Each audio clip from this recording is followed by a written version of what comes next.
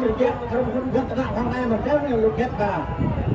tuần đó là vui vàយើងឃើញហើយការអុំបណ្ណាំនេះគឺគុណម្ចាស់បានមានកិច្ចការអំបញ្ញនឹងហើយយើងទទួលបាននៅការឧបត្ថម្ភបាទគ្រប់គ្រងបាទពីក្រុមហ៊ុនវឌ្ឍនៈគឺជាគុណសម្ព័ន្ធរបស់ក្រុមហ៊ុនវឌ្ឍនៈគ្រូ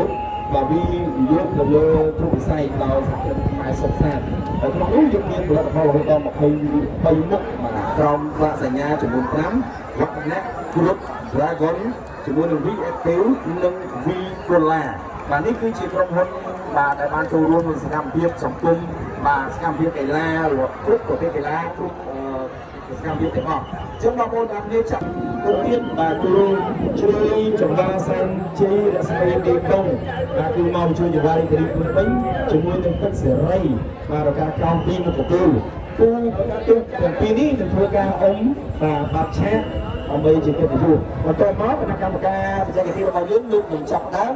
បាទធ្វើការអុំប្រណាំងបញ្ជាចេញដំណើរដោយទូកអន្តរជាតិប្រភេទណាអន្តរជាតិ22នាក់បាទចេញមកតាមលំដាប់បន្ទាប់មកមានទូកគោទូកចែវទៅបន្តទៀតដើម្បីឲ្យបងប្អូនទាំងគ្នាបានទស្សនាកម្សាន្តយ៉ាងខ្លាំងល្អថ្ងៃនេះរីករាយណាស់ដែលបានជួបពុកម៉ែបងប្អូនហើយយើងឃើញថាទស្សនវិជ្ជា